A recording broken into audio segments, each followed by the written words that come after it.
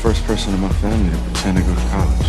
Welcome to Watch Mojo. And today we're counting down our picks for the sequels to comedy movies that managed the rare feat of out-funnying their predecessors. Welcome to 1975, Austin Powers and Faja. Number 10, Deadpool II. I loved her like an ocean loves water. An ocean is water. And more importantly, I liked her. I really liked her, you know? George Michael was right. I'm never going to dance again. While director Tim Miller, who helmed the first Deadpool, was no slouch, John Wick filmmaker David Leitch amped up not only the action, but the comedy too. More snark, more mouthing off. Yeah, this is a Deadpool movie. I hate to interrupt, but is anybody nervous about the high winds? Gary. My name's Peter. I realize that you're new to this, but relax. You've been chosen by a higher power. Did he just call himself God? I think he did. With the stakes and budget even higher after the runaway success of the first film, Deadpool 2 is even more comfortable skewering contemporary superhero movies like Scream did slasher movies before it. Ryan Reynolds is clearly having the time of his life playing the beloved merc with a mouth, and Josh Brolin makes for a perfect no-nonsense foil to his antics. Year. What? What year is it?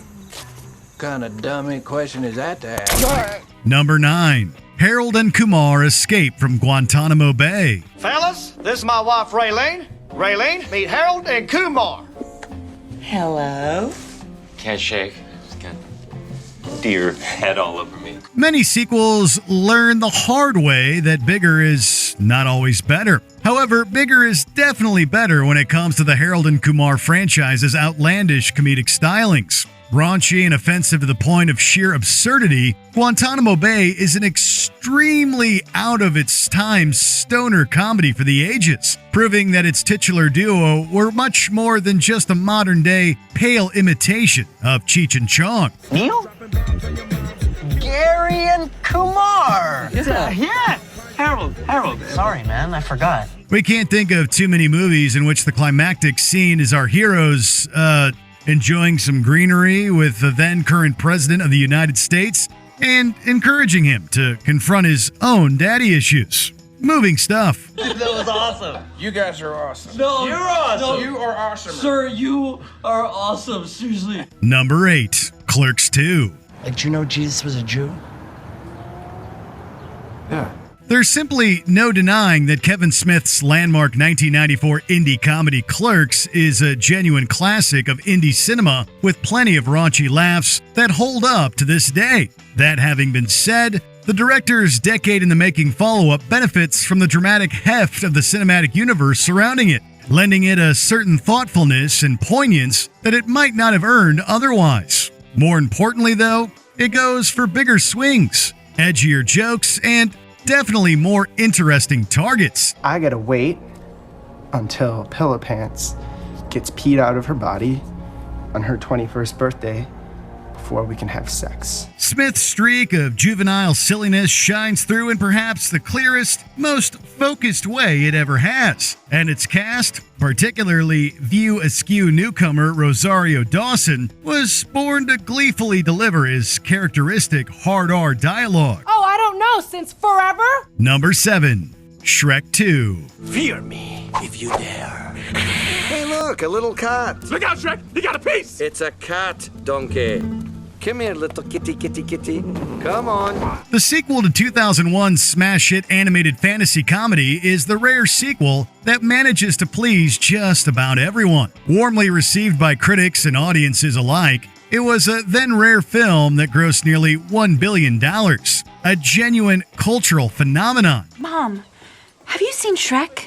I haven't. You should ask your father.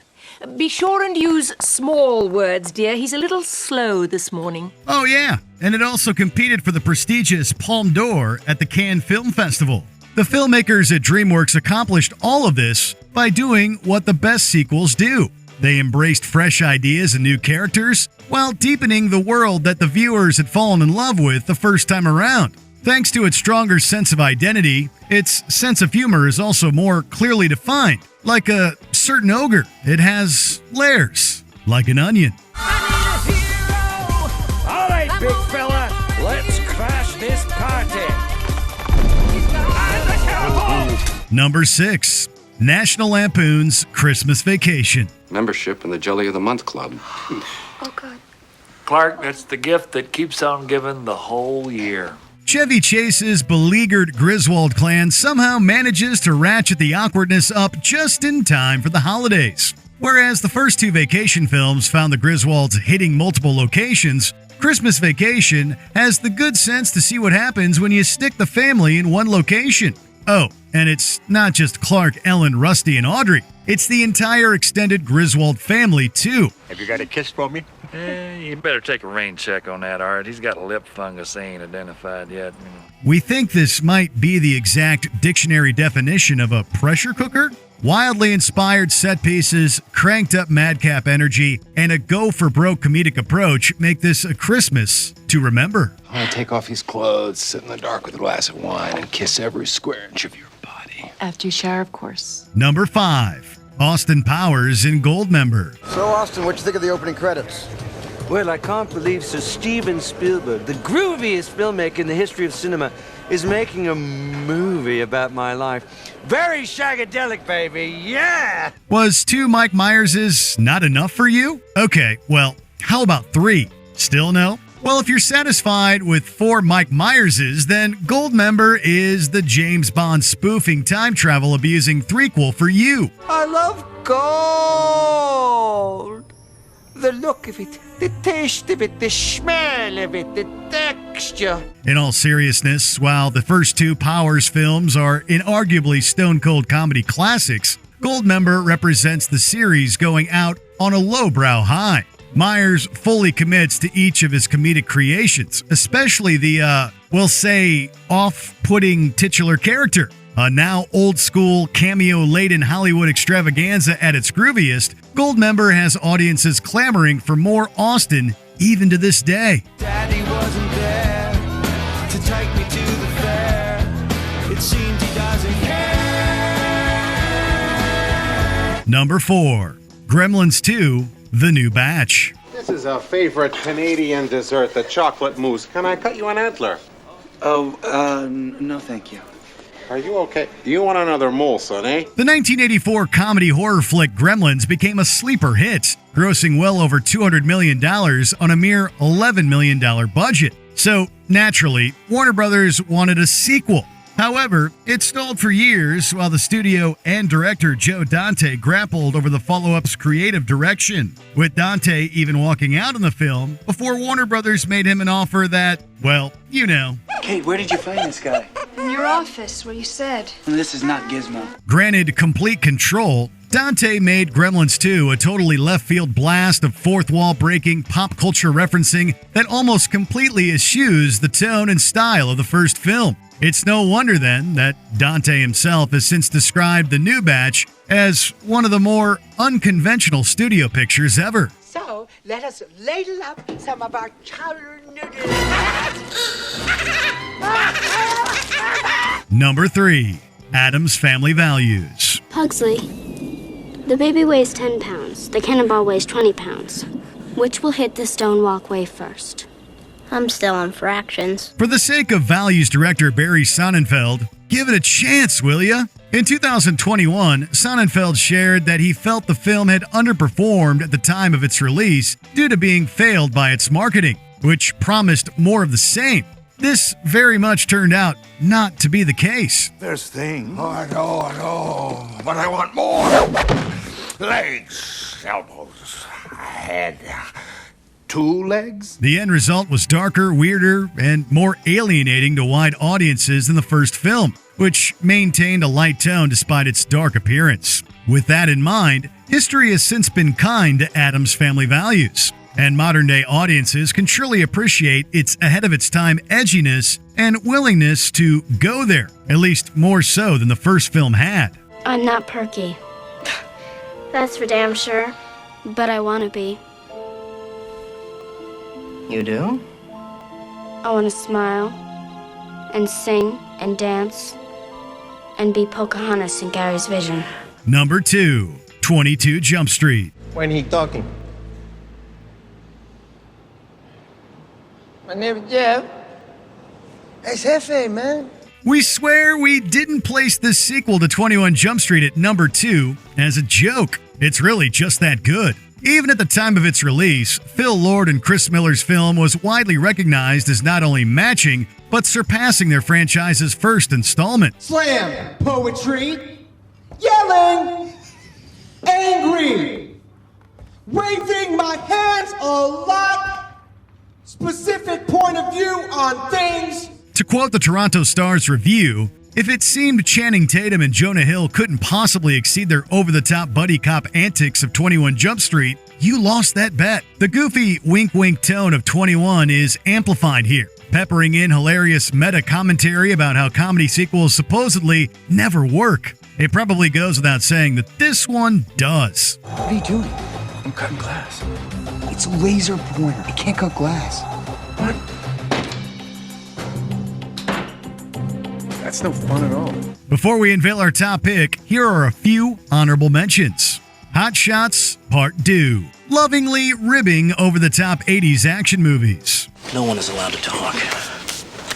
And that dim sum fighting in the warehouse yesterday? I just do that for the extra money and to satisfy my male cravings to kill and win. Horrible Bosses 2. This dark comedy is bolstered by its even more star-studded cast. The shower buddy? Oh, I'm sorry, that name's not official yet. So. No, he's wrong. It is official. I wanted the shower daddy. Shower daddy is worse on pretty much every level, so. Yeah. Scary Movie 2.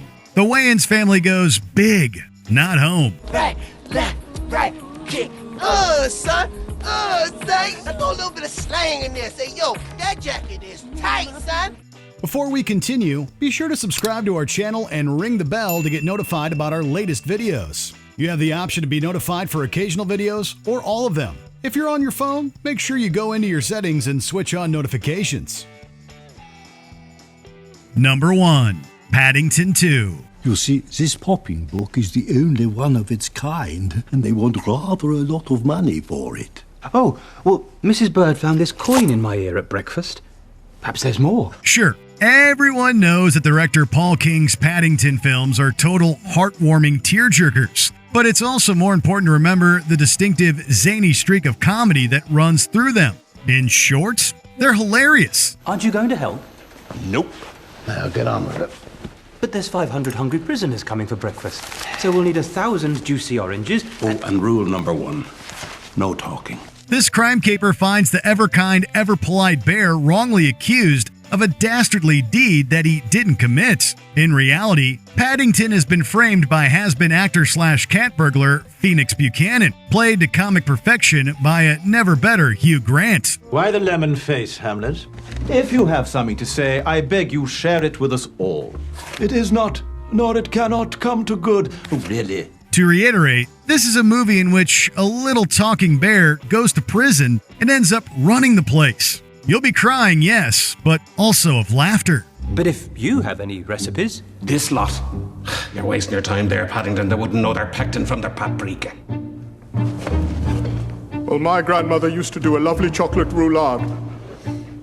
I think I can remember the recipe. What's your favorite funny follow-up? Did it make our list? Be sure to let us know in the comments. It is an honor to meet you, sir.